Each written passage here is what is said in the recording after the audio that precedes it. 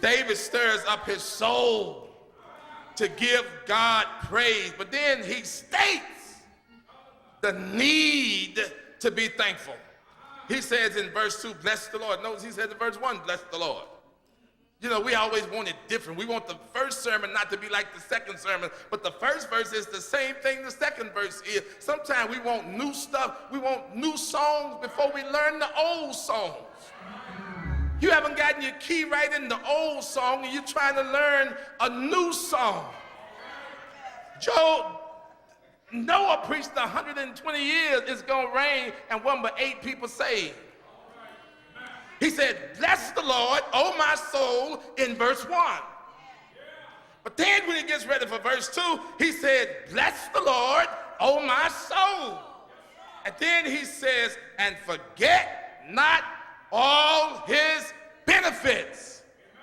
Deuteronomy chapter 6, verse 12 says, take care that you do not forget the Lord who brought you out of the land of Egypt, out of the house of slavery. In other words, the song said, it was grace that brought me this far. And that same grace is going to lead me on. It is the Lord who forgives all. See, first of all of our benefits are not things that you can see. Some of us, if we ain't got something that somebody else can see, we don't think we have anything. Somebody not here today because they didn't have something new that somebody could see. If you don't have something that somebody can see, you don't feel good about yourself. If you don't have something that somebody can praise about you, you don't feel good about yourself. But when David says, I thank him and I will not forget his benefits, it's not really what other folk can see. It's what's inside. He says, it is the Lord who forgives. It is the Lord who heals. It is the Lord who redeems. It is the Lord who crowns. And then he says, in verse 5, he says, it's the Lord who satisfies. And so what David is saying in this psalm, he said, I'll tell you what my benefits are. 1, I'm forgiven. 2, I'm healed. 3, I'm redeemed. 4, I'm crowned with love. 5, I'm satisfied. And if you are a person who just satisfied where you are, satisfied with what God has done for you, satisfied with what God has given you, satisfied with where he brought you, satisfied with how he kept you, satisfied with who you are in the Lord, that's a benefit. That's a benefit right there. Just being satisfied in the Lord, just satisfied with Jesus, that's a benefit. The Bible calls us to be thankful.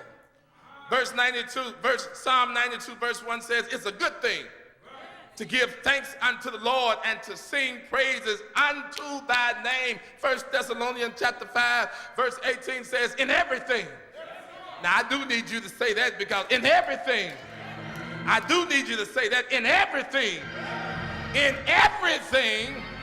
give thanks to the Lord, for this is the will of God.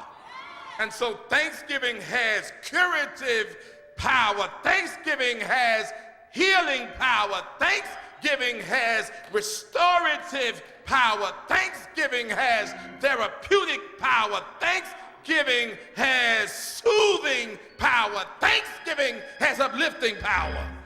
And so if you really need to feel up or get up or be brought up, just start telling God, thank you. Just tell the Lord, thank you. There is much that a thankful heart can do for you. Thanksgiving will bring you peace. Thanksgiving will put the peace of God in your life. Philippians chapter 4, listen children, verse 6 says, be careful for nothing, but in everything by prayer and supplication and thanksgiving, let your requests be made known unto God.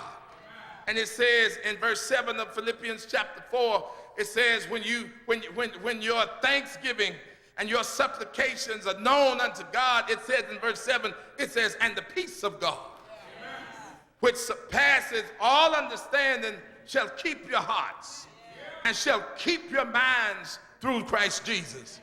And so Thanksgiving will make you a positive person.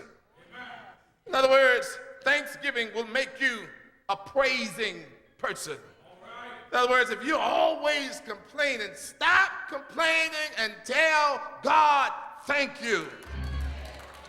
In verse 8 of Philippians chapter 4, it says, finally, brethren, whatsoever things are true, whatsoever things are honest, whatsoever things are just, whatever is pure, whatever is lovely, whatever is of good report, anything of virtue, if there be any praise, think on these things. Thanksgiving will enable you to experience contentment. Verse 10 of Philippians 4 says, but I rejoice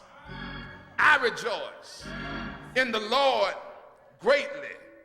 For now at the last your care of me has flourished again. In other words, he's saying, God has done it again. And who am I talking to can say, God has done it again. You were in something, and before you knew it, you were able to say, God, you've done it again.